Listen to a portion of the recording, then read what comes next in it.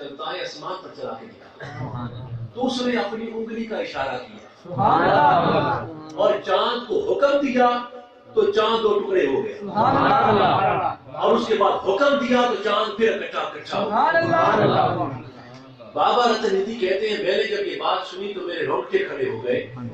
मैंने कहा जिंदगी मोहलत दे न दे कोई खबर नहीं, एक मरतबा उस आशिकी जवान की ज़ियारत मैं एक मरतबा उस आशिकी जवान की ज़ियारत कर लूं, फिर शायद नसीब हो ना हो। कहते हैं बाकियों को तो पता नहीं, लेकिन मेरा ज़ौक़ बड़ा बेदार हो गया। फरमाते हैं कि हमारे यहाँ तिजारत के लिए पूरे साल तैयारी करते थे। एक साल तैयारी होती थी, एक साल तिजारत होती थी। कि सारा साल मैंने तैयारी की।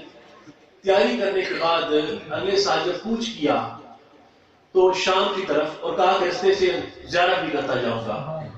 कहते जब मैं कई माह की मुसाफत तय करने के बाद मैं मक्के पहुंचा तो मैंने कहा किधर है वो हाशमी जवान जिसने चांद को 2 टुकड़े कर दिया, मैंने ज़ियारत कर दी है। तो उन्होंने एक बयान किया कि वो तो मदीने चले गए। का मेरा ज़ौक़ बेदार था, मैंने कहा जो भी हो ज़ियारत जरूर कर ली। का मैंने अपना रूट बदला और बदल कर मैं मदीने की तरफ चल पड़ा। कहा जब मैं मदीने पहुंचा तो मैंने पूछा किधर है वो हाशमी जवान जिसने चांद को 2 टुकड़े कर दिया। उन्होंने कहा वो तो मस्जिद नबवी में अपने यारों के साथ बैठा।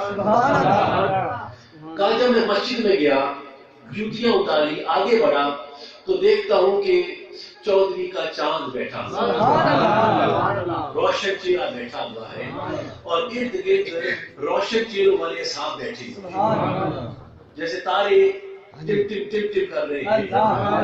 ऐसे बीच में चांद है और दाएं बाएं तारे बैठे। कहते मैं माहौल से बड़ा मुतासिर हुआ। मैं आगे गया, सलाम अर्ज किया हजूर को और कहा हजूर मैं रतन हिंदी हिंदुस्तान से हाजिर हुआ हूँ, आपकी ज़ियारत के लिए आया हूँ। मैंने आपकी मौजज़ा सुना है कि आपने चांद को 2 टुकड़े कर दिया, तो मैं उससे मरूब होकर आया हूँ। तो मेरी गुजारिश ये है कि बड़ा सफर करके आए हो, मुझे भी कोई ऐसा वाकया दिखा दे, मुझे भी कोई ऐसा मौजज़ा दिखा दे ताकि मैं भी आप पर ईमान ले आऊं। तो जब ये बात आका इनामदार ने सुनी तो हजूर ने बाबा रतन हिंदी की तरफ देखा और देखकर मुस्कुराए और मुस्कुरा कर फरमाते हैं कि रतन हिंदी कोई नया मौजज़ा दिखाऊं या वो चश्मे की 7 दुआएं काफी हैं।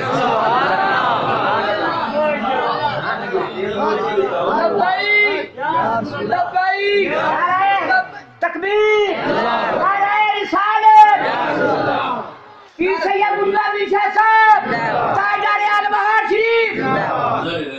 बस बात को सुन आपकी।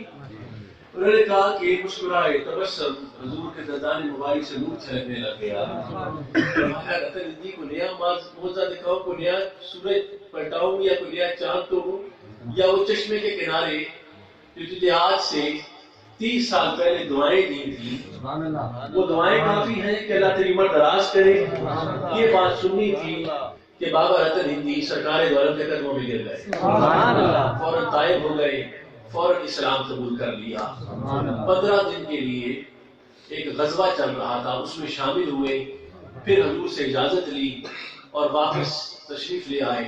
फिर जिंदगी में दोबारा मोहलत रानी की दोबारा मुलाकात हो सके। तो हजूर ने जो 7 दुआएं दी थी, हर दुआ के बदले में खुदाए परवरदिगार ने रतन हिंदी को 100 साल की उम्र दी। 7 मरतबा हजूर ने कहा था कि अल्लाह तेरी उम्र दराज करे, तो जो है आपकी अल्लाह तेरी उम्र दराज करे। हर दुआ के बदले में 100 साल की उम्र, तो 700 साल की उम्र सरकार द्वारा में लेके दी, और जो ऊपर की उम्र थी वो रतन हिंदी की अपनी थी। तो कहने का मकसद ये है कि जो नबी 3 या 4 साल की उम्र में दी हुई न दुआ को भूलता है, न दुआ की कबूलियत को भूलता है, न जिसको दुआ दी गई उसको भूलता है, न अपने नबूवत के फैज को भूलता है, तो वो ये कैसे भूल सकता है कि वो तो उस वक्त भी नबी था कि जब कहने वाले ने कहा कि कुन फयकून तकल भी गाले अब के प्रीत लगाई, कोई तू मैं हरफ निशान न आज जो दित्ती नीम गवाही। नारे तकबीर, नारे रिसालत, नारे हैदरी, ताजदार आलम हाशमी जिंदाबाद, शाह आलम हाशमी जिंदाबाद। सरकार दो आलम की जालियों के सामने जाने का حضور کی بارگاہ اقدس میں حاضری دینے کا ہمارا مقصد یہ بھی ہے کہ جیسے رتن ہندی کو دعا ملی کہ اللہ تیری عمر دراز کرے، تو جانب کے سامنے کھڑے ہوں، حضور نے فرمایا من ذرا قبری وجبت لہو شفاعتی، جس نے میری قبر کی زیارت کی اس کی شفاعت کرنا مجھ پر واجب ہو گیا۔ ہم بھی چاہتے ہیں کہ سرکار کو جا کے پکاریں اور حضور ہماری فریاد سنی اور کہتے جاؤ امتی تیری سلامتی ہو، تو اس کو تو دنیا کی سلامتی ملی، دنیا کی عمر دراز ہوگی۔ سرکار کہتے جا دونوں جانوں کا بیڑا پار ہو، تو یہاں کی بھی عمر دراز ہے، وہاں کی بھی عمر دراز ہے، یہاں کی بھی برکتیں سمیٹیں گے، وہاں کی بھی برکتیں سمیٹیں گے۔ یقین دل کو روزہ عطر سے ملتا ہے، شعور ذات تو ان کے در سے ملتا ہے، ذات حق تو ماورا ہے کل انسان سے، مگر نشاں محمد کے گھر سے ملتا ہے۔ یہ تو بات تھی محبت کی۔ اب ایک بات سنو جو محبت کی بھی ہے اور اس میں تھوڑی سی تبلیغ بھی ہے۔ بے شک توجہ ہے؟ جو جمعے کے وقت ہم نے بیان کیا تھا وہ تو ذات کے حوالے سے، اور میں نے کہا تھا کہ یہ ذات کے حوالے سے۔ اب بات سنو میرے نبی کی سیرت کے حوالے سے۔ توجہ ہے آپ کی؟ یہ واقعہ حضرت کعب بن مالک انصاری بیان کرتے ہیں۔ ایک جلیل القدر صحابی گزرے ہیں، حضور کے محدث بھی گزرے ہیں، حدیثیں بھی جمع کی ہیں انہوں نے۔ حضرت کعب بن مالک انصاری جلیل القدر انصاری صحابی گزرے ہیں۔ وہ فرماتے ہیں، اب تھوڑا سنیے، یہ غزوہ تبوک کا منظر ہے۔ غزوہ تبوک جو تھی یہ سن 8 ہجری کے آخری میں لڑی۔ کیسر کو جو موتا کے مقام پر سرکار نے شکست دی تھی اس کا غصہ بڑھا، اس نے کہا میں سرکار سے بدلہ لوں، محمد مصطفیٰ سے بدلہ لوں۔ اس نے تیاری شروع کر دی اور حضور کو خبر بھی نہ دی اور لشکر جمع کرنا شروع کر دیا۔ ارادہ تھا کہ مدینے میں حملہ کرے گا۔ اب چونکہ تاجر آتے تھے مدینے، لوگوں نے آ کے حضور کو خبر دی کہ حضور کیسر فوج تیار کر رہا ہے۔ مدینے میں بہار کا موسم رہتا تھا۔ حضور نے کہا کہ لوگوں کے پھل پکے ہیں، مویشی پلے ہوئے ہیں اور پانی کی فراوانی ہے، میں نہیں چاہتا مدینے کے حالات خراب ہیں۔ حضور نے فرمایا کہ ہم تبوک کے مقام پر جا کر کیسر کی فوج کو روکیں گے۔ حضور نے اس مشہور غزوے میں چندے کی اپیل کی کہ لاؤ اپنا مال لاؤ، جہاد کا وقت ہو گیا ہے۔ جوک تک جوک لوگ اپنا مال پیش کر رہے ہیں۔ سبحان اللہ۔ توجہ ہے آپ کی؟ یعنی حضرت فاروق اعظم نے اپنا آدھا مال پیش کر دیا اسی غزوہ تبوک میں۔ میرے پیشوا طریقہ صدیق اکبر نے سارا مال پیش کر دیا۔ اور مشہور جملہ حضور نے پوچھا صدیق کہاں چھوڑ کے آیا گھر میں؟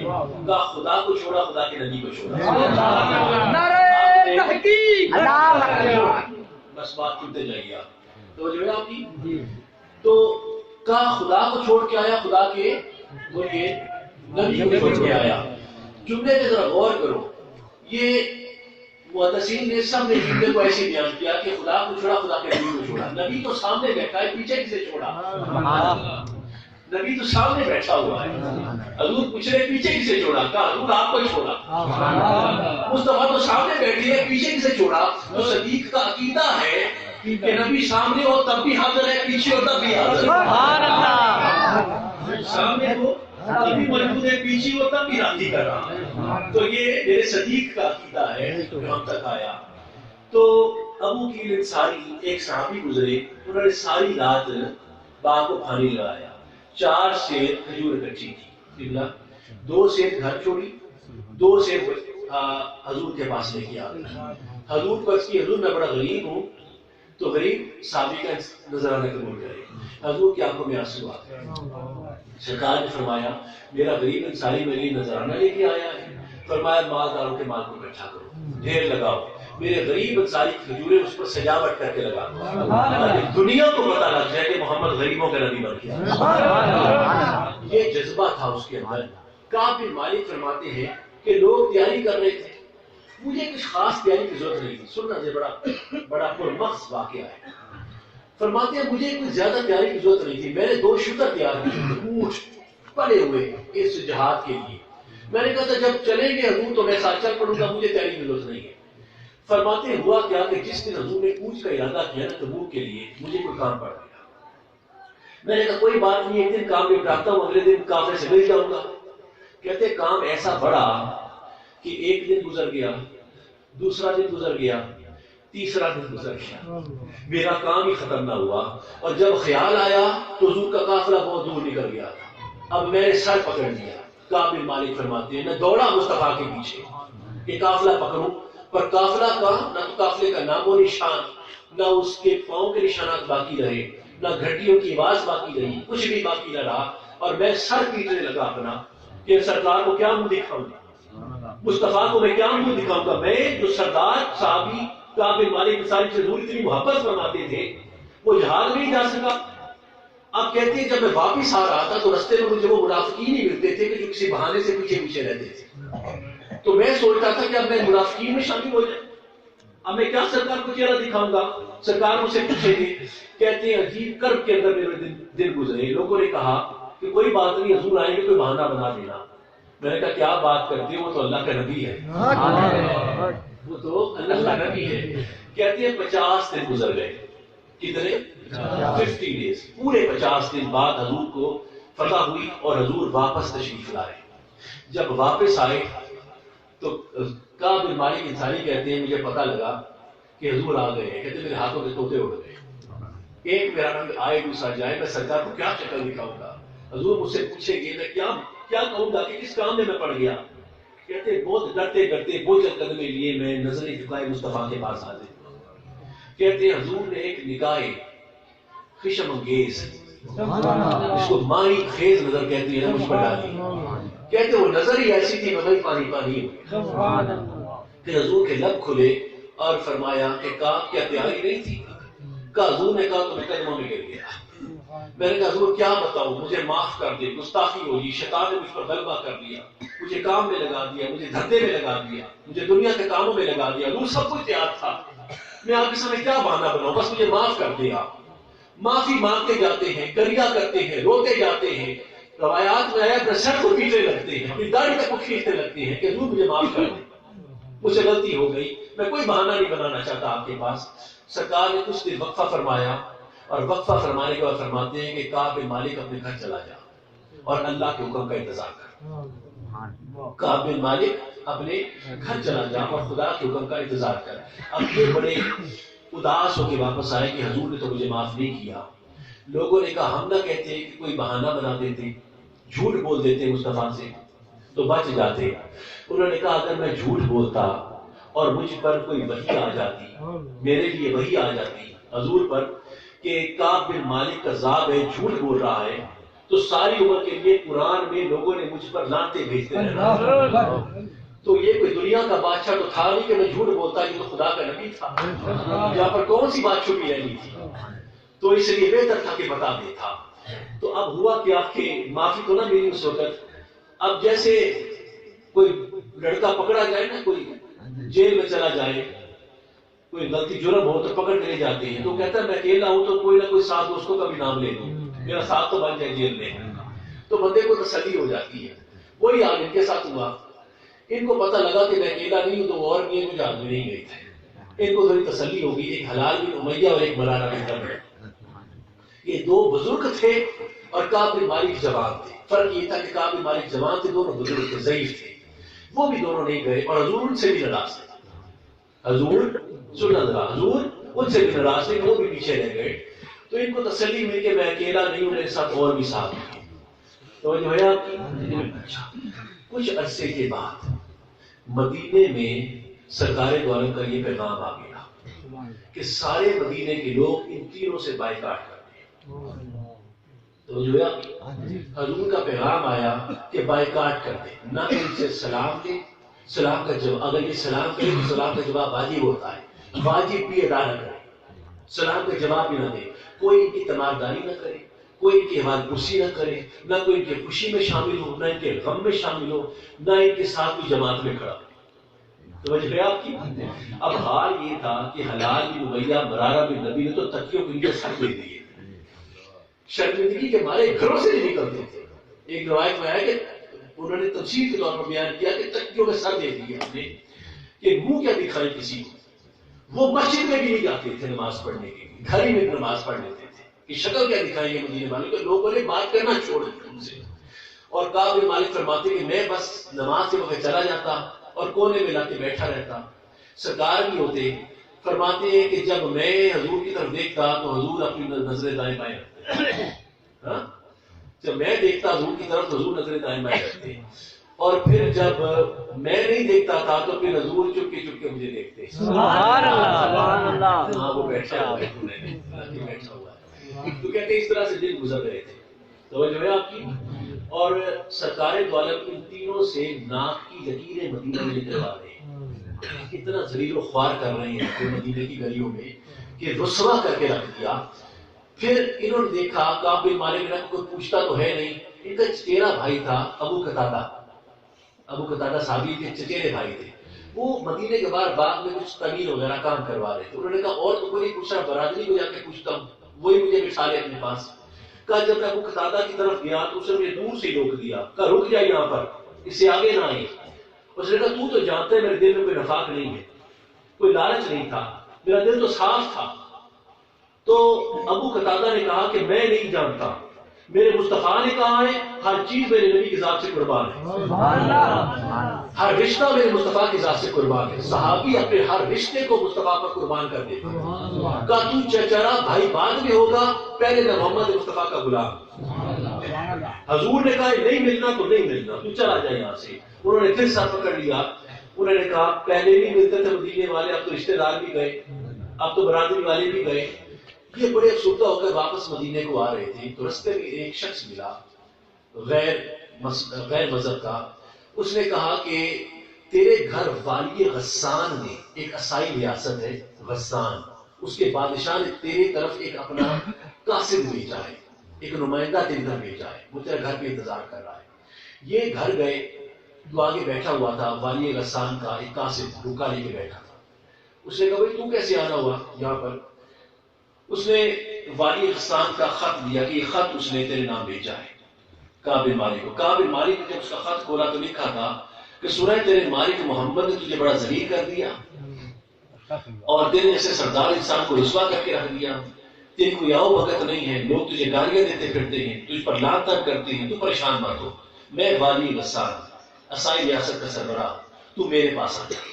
میں تیرے لیے سرخ کلیم بچھاؤں گا، میں تیرے لیے خوبصورت عورتیں متعین کروں گا، میں تیرے لیے غلام متعین کروں گا، میں تمہیں سرخ اونٹوں کی سواری پیش کروں گا، میں تیرے لیے مرخر غذائیں اور دسترخوان بچھاؤں گا، اور میں تیری آؤ بھگت کروں گا. تیرے لیے غلام متعین کروں، تو میرے پاس آ جا، چھوڑ محمد کو، تو میری طرف آ جا. انہوں نے کعب بن مالک نے حدیث میں ایسے ایسے پھر پیٹا، ان کی عادت پیٹنے لگے ایسے ایسے. کہا کہ حضور کی ناراضگی کم تھی، اوپر سے لوگ میرا ایمان بھی چرانا چاہتے ہیں. پہلے کم عذاب میں مبتلا ہوں کہ حضور ناراض ہو گئے ہیں، اب اوپر سے یہ کافر عیسائی آ کر میرا ایمان بھی مجھے چھیننا چاہتے ہیں. انہوں نے اس کے سامنے وہ خط پھاڑ دیا اور پھاڑ کر آگ کے سپرد کر دیا، جلا دیا، اور کہا والی غسان کو جا کے کہنا کہ اس کے التفات و کرم سے زیادہ مجھے اپنے نبی کی بے التفاتی عزیز ہے، ان کی ناراضگی عزیز ہے. اس کے التفات و کرم سے زیادہ، مہربانی سے زیادہ مجھے مصطفیٰ کی ناراضگی عزیز ہے. یہ مہربانی وہ اپنے پاس رکھی، میں جیسے بھی ہوں میرا نبی ہے، میں جنم ہو جاتی. تو جو ہے آپ کی اب دیکھ رہے ہیں کہ حضور کیا کر رہے ہیں، کیا کر رہے ہیں حضور ذلیل و رسوا کر رہے ہیں سب کو. مدینے کی گلیوں میں لوگوں کے آگے کوئی چیز نہیں، نہ کوئی رشتہ، نہ کوئی چیز باقی نہ رہی. اور حد تو یہ کر دی کہ ایک اور پیغام آ گیا مدینے میں. اب جب یہاں تک بات پہنچی تو ایک اور حضور کا پیغام مدینے میں آیا کہ ان کی بیویوں کے لیے، تینوں صحابیوں کی بیویوں کے لیے، کہ اپنے شوہروں سے قطع تعلق کر ہائے ہائے. اب سن رہے ذرا بات، اس میسج پہ غور کرنا جو میں دینا چاہ رہا ہوں، پیغام دینا چاہ رہا ہوں. حضور نے کہا ان کی بیویوں کو کہو کہ ان سے قطع تعلق کر لیں. کعب بن مالک نے پوچھا کیا طلاق کا حکم آیا ہے؟ کہا نہیں، طلاق نہیں کہا، سیپریشن، علیحدگی کر لیں، بالکل قریب نہ آئے، نہ بات کرے، نہ کوئی گفتگو کرے، نہ پاس جائے، نہ صحبت ہو، کچھ بھی نہ ہو. تو حلال بن امیہ کی بیوی چلی گئی حضور کے پاس. اس نے کہا حضور میرا تو بوڑھا بندہ ہے، وہ تو اٹھنے قابل نہیں، پانی تک اٹھ کے نہیں پی سکتا، تو اتنا تو حکم کرے کہ میں روٹی دے دیا کروں. حضور نے فرمایا دور دور روٹی رکھ دیا کر، قریب نہ جائے اس کے. تو لوگوں نے کہا کہ وہ چلی گئی ہے، کہا کہ مالک تو بھی بیوی کو بھیج دیں حضور کے پاس، وہ بھی اجازت لے لیں. انہوں نے کہا کہ وہ تو بوڑھا ہے، میں تو جوان ہوں، پہلے کیا حضور کا ناراضگی کا میں اوپر سے اور تانا لے لوں گی جا کے، تو میں نے تو نہیں جانا. انہوں نے اپنی بیوی کو لے کے بھیج دیا کہ تو بیوی چلی جا یہاں سے، نہ تو ہوگی نہ میں تیرے پاس آؤں گا. تو اس کو لے کے بھیج دیا. اب بیویاں بھی گئی, توجہ ہے, رشتے بھی گئے, توجہ ہے, نبی بھی ناراض, نہ مسجد نہ باہر نہ کوئی چیز باقی نہ رہی. مصطفیٰ ان کو ذلیل و خوار کر رہے ہیں. کیوں کر رہے ہیں؟ جہاد میں نہیں گئے. کیوں کر رہے ہیں؟ کہ بغیر اجازت کے جہاد میں انہوں نے نہیں گئے اور وہاں سے رخصت حاصل کر لی بغیر مصطفیٰ کی اجازت کے. حضور ناک کی لکیریں نکلوا رہے ہیں. آپ نے غور کیا کتنا ذلیل کیا؟ جنہوں نے قدر صاحب تاج بن مالک انصاری, حلال بن ربیعہ, مرارہ بن ربیع کو حضور نے ذلیل کر کے رکھ دیا مدینے کی گلیوں میں.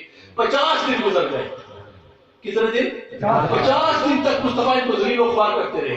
اور آخر میں ایک رات کے چھت پہ لیٹے تھے, سوئے تھے, تو سیرا کی پہاڑی ہے پاس مدینہ میں, خندق کے پاس, اس کے اوپر رات کے وقت میں سیدنا صدیق اکبر چڑھے اور چڑھ کر بابا کے دور اعلان کیا کہ کعب بن مالک کو کہو اسے مبارک ہو, اس کی توبہ قبول ہو گئی. کعب بن مالک کو کہو کہ اس کی توبہ قبول ہو گئی ہے. کعب بن مالک فرماتے ہیں کہ مجھے ایک جوتی ملتی تھی, دوسری نہیں ملتی تھی. میں دوڑا نبی کی طرف جیسے بچہ اپنی ماں کی طرف دوڑتا ہے, اور کبھی میں گرتا, کبھی میں کھڑا ہوتا, کبھی میں گرتا, کبھی میں کھڑا ہوتا, اور میں ٹھوکریں لگتا اور مصطفیٰ کے قدموں میں جا کے گر گیا. میں نے کہا حضور بڑا کرم کیا, آپ نے معاف کر دیا, بڑی مہربانی کی. میں تو سمجھا تھا مر جاؤں گا ایسے ہی اور ساری عمر کی لان تان ہوتی رہے گی اور واصل جہنم میں ہو جاؤں گا. آپ نے تو بڑی مہربانی کی حضور کہ آپ نے مجھے معاف کر دی. 50 دن سے معاف تو کر دیا, مہربانی تو کر دی, شفقت تو فرما دی, ناراضگی ختم تو کر دی, توبہ تو قبول کر دی. تو حضور نے تھپکی دی اور فرمایا ہاں کعب تو سچا ہے, یا وہ دن تیرے لیے مبارک تھا جس دن تیری ماں نے تجھے جنا تھا, یا یہ دن مبارک ہے جس دن خدا نے تیری توبہ قبول کی. تو صاحبان نے کہا کعب بن مالک کا حضور مجھے حکم دیں کہ جو مال میں نے اکٹھا کیا تھا نا دنیا کے لیے, وہ سارا مال میں اسلام کے لیے صدقہ کر دوں, سارا آپ کی خدمت پیش کر دوں. حضور نے فرمایا نہیں, سارا مال نہیں لوں گا. کہا حضور میں آدھا مال دے دیتا ہوں. کہا آدھا بھی نہیں لوں گا. حضور مہربان ہے نا. فرمایا تیسرا حصہ دے دوں؟ کہا ہاں تیسرا حصہ دے دے. تو تیسرا حصہ لے کر حضور نے ان کی توبہ قبول کر لی. توجہ ہے آپ کی. اب میں آپ کو آیا نتیجے کی طرف لے کر, یہ سزا کس بات کے لیے؟ بولے کس بات کے لیے؟ سب بولو, نوجوان بولو کس بات کے؟ جہاد کتنا رکن ہے مال میں؟ 5واں. پہلا کیا ہے؟ نماز, دوسرا روزہ, تیسرا زکات, چوتھا حج, 5واں جہاد. تو جو آخری والے رکن پر نہیں گیا, جہاد پر نہیں گیا, اس کا عالم یہ ہے کہ مصطفیٰ صحابی ہو کر جو حضور کے سامنے زیارت کی, جن کا مقام اتنا افضل ہے, ان کو نہیں چھوڑا, ان کی ناک کی لکیریں نکلوا دی, ذلیل و خوار کر رسوا کر کے رکھ دیا, اور ان کی عزتوں کو نیلام کر کے رکھ دیا مدینے کی گلیوں میں. تو اندازہ کرو کہ جو نماز نہیں پڑھے گا, جو روزہ نہیں رکھے گا, جو حج نہیں کرے گا, جو زکات نہیں دے گا استطاعت کے باوجود, تو مصطفیٰ وہاں پر لکیریں کیسے نکلوائیں گے؟ یا خدا جانے یا نبی جانے. وہ تو خوش قسمت تھے کہ مصطفیٰ سامنے موجود تھے اور ہاتھ جوڑ جوڑ کے معافیا لے لی. ارے تمہارے پاس کتنی مہلت ہے, مصطفیٰ موجود تو ہیں, لیکن مصطفیٰ اگر اس مقام پر تمہاری گریبان پر ہاتھ ڈالے اور کہے کہ جب میں نے اپنے عزیز ترین صحابی کو نہیں بخشا تھا اور اس کی بھی ناک کی لکیریں, تو تم کیا چیز ہو؟ تو یہ پیسے اس لیے ہے کہ تم اس وقت کے آنے سے پہلے یہ محتاط رویہ اختیار کرو کہ اگر 5واں رکن ادا نہ کرنے والا مصطفیٰ کے عطا سے نہیں بچ سکا, تو بے نمازی کا حال کیا ہوگا, بے روزگار کا حال کیا ہوگا, بے زکاتے کا حال کیا ہوگا, بے حجے کا حال کیا ہوگا. یا خدا جانتا ہے, مصطفیٰ جانتا ہے. اور اس وقت جو لکیریں کروائی جائیں گی اس میں ہم خدا کی پناہ چاہتے ہیں. ہمارا عقیدہ ہے کہ مصطفیٰ شفاعت فرمائیں گے, لیکن ایک بات یاد رکھیں, شفاعت اس وقت ہوگی جب آپ دھوئے جاؤ گے. کامل مرشد ایسا ہو گے تو بھی بانگنے چھٹے. پہلے میرا مصطفیٰ سب سے بڑا پیر ہے. پہلے تمہارا مال پاک کیا جائے گا, تمہارے جسم کو پاک کیا جائے گا, اور پاک آرام سے نہیں کیا جائے گا, وہ بھٹی میں چڑھایا جائے گا. اور اس مقام پر جو سزا دی جائے گی اس کو ہم سہنے کے قابل نہ ہوں گے. انسان کی فطرت ہے کہ جب تک خوف مسلط نہ ہو وہ سیدھی راہ پہ نہیں آتا. یہ بیان کرنا ضروری ہے آپ کے لیے. شفاعت مصطفیٰ ہوگی, پر حق خدا جس نے چھوڑا ہوگا اس سے اس کی بات کو ضرور کی جائے گی.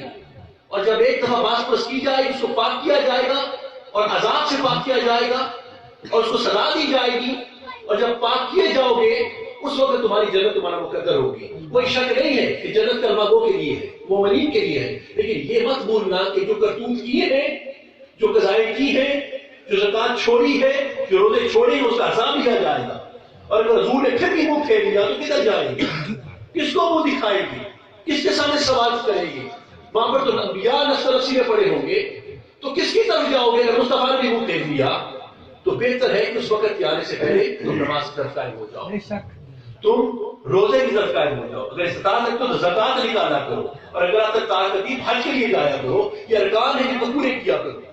تو جو ہے آپ کی یہ سیرت کا وہ پہلو ہے جس کو ادا کرنا تمہارے پر فرض کیا گیا ہے، واجب کیا گیا ہے. محفل پاک کے انعقاد کا مقصد یہ ہے کہ یہاں پر سیرت کے رویے پروان چلتے چلے. آپ ذات سے محبت رکھتے ہو نا، پر ذات کا ایک پہلو سیرت مصطفیٰ بھی ہے. اور سیرت مصطفیٰ کتنا اہم پہلو ہے علی پاک فرماتے ہیں. سنیے گا، حیدر کرار شیر خدا باب مدینہ العلم تاجدار حل عطا، آپ فرماتے ہیں کہ ایک شخص آپ کے پاس آیا تو جو ہے آپ کی اس نے عرض کیا علی میں جب کافر تھا تو میں نے ایک منت مانگ لی تھی کہ اگر اللہ مجھے بیٹا دے دے تو میں کسی کتے کے ساتھ بیٹھ کر کھانا کھاؤں گا. تو جو ہے آپ کسی کتے کے ساتھ بیٹھ کر، میں منت تھی، میں جائے تو کافر تھا تو جائے لانا میری منت تھی. تو اب علی میں کلمہ پڑھ کے مسلمان ہو گیا، اب مجھ پر حیا لازم ہے، پاکی لازم ہے. اب پتہ ہے میں کسی کتے کے ساتھ بیٹھ کر کیسے کھانا کھاؤں؟ اللہ نے مجھے بیٹا بھی دے دیا. بھائی اللہ دیتا ہے، وہ تو کافروں کو بھی دیتا ہے، یہودیوں کو بھی دیتا ہے، سب کو دیتا ہے، عیسائی کو دیتا ہے. تو بس اللہ نے مجھے نواز دیا، منت کی پیچھے نہیں نوازا. پر میں یہ سوچتا ہوں کہ میں نے منت تو مانگی تھی کہ کتے کے ساتھ بیٹھ کے کھانا کھاؤں گا، تو میں منت اب پوری کیسے کروں اپنی؟ تو علی نے تبسم فرمایا کہ اول تو ایسی قسم کی کوئی حیثیت نہیں ہے جو اللہ، نبی اور قرآن کے علاوہ، اس کی کوئی حیثیت نہیں ہے. اگر پھر بھی تو چاہتا ہے کہ تیری نفسیات کی تسلی ہو جائے کہ تجھے منت پوری کر دی ہے، تجھے بیٹا مل گیا ہے، تو ایک طریقہ ہے کہ یہاں پر تو کوئی ملے گا نہیں مدینے میں، ساتھ کی بستی میں چلا جا اور کسی شخص کے ساتھ، ایسے شخص کے ساتھ بیٹھ کے کھانا کھا لے جس نے 3 دن کی نماز نہیں پڑھی، تو تیری منت جو ہے یہ پوری ہو جائے گی. تو جو ہے آپ کی تو نبی حیدر کرار، نبی کے اصحاب، ایسا شخص کہ جو خدا کے حضور سجدہ کرنے سے گریزہ ہے، اس کو کس مقام پر رکھتے ہیں، کس نظر سے دیکھتے ہیں، مجھے مزید بیان کرنے کی ضرورت نہیں ہے. اور حقیقت بھی یہ ہے کہ ایک جانور کا سر اپنے رزق کے آگے جھکتا ہے اور مومن کا سر اپنے خدا کے آگے جھکتا ہے. بے شک بے شک. تم جب پہلا سجدہ کرتے ہو تو اقرار کرتے ہو مولا میں اس مٹی سے پیدا ہوا، واپس بیٹھتے ہو تو یقین کرتے ہو کہ مولا تیری عزت سے دنیا میں زندگی گزار رہا ہوں، پھر دوبارہ سجدہ کرتے ہو تو اقرار کرتے ہو مولا پھر دوبارہ مٹی میں چلا جا رہا ہے. تو جو ہے آپ کی اور نماز اپنی حرکات و سکنات میں بھی اس پیازم کو پکارتی ہے. ایک صوفی مصور تھا، صوفی مصور پینٹنگ کرنے والا مصور خطاط تھا. کسی نے کہا کہ تو بڑا پہنچا ہوا مصور ہے، میری فرمائش ہے کہ بغیر کاغذ کے، بغیر قلم کے، بغیر سیاہی کے مجھے لفظ اللہ لکھ کے دکھا دے. بغیر کاغذ، بغیر قلم، بغیر سیاہی کے مجھے لفظ اللہ لکھ کے دکھا دے. تو دکھا سکتا ہے؟ اس نے کہا دکھا سکتا ہوں. وہ کھڑا ہوا اور نماز کی 3 حالتوں سے گزرا. جب قیام میں تھا تو الف تھا، جب رکوع میں گیا تو الٹی لام تھی، جب سجدے میں گیا تو ہے بن گئے. تو لفظ اللہ کا بن. یہ عمل اپنی حرکات و سکنات میں بھی خدا کو پکارتا ہے اور اللہ اللہ کرتا ہے. تم بھی اللہ اللہ کرنے کے لیے بیٹھے ہو تو پھر اللہ اللہ کرنے کا بہترین طریقہ یہ ہے کہ اس کے سامنے سجدہ نہیں سوچو. جو دعا ہے کہ خدا پروردگار عشق مصطفیٰ کو سمیٹنے کی توفیق عطا فرمائے اور سیرت مصطفیٰ کو بھی اپنانے کی توفیق عطا فرمائے. وما علینا الا البلاغ وصلی اللہ تعالی علی رسول خیر خلقہ محمد و آلہ و صحبہ اجمعین. ختم پاک پڑھا.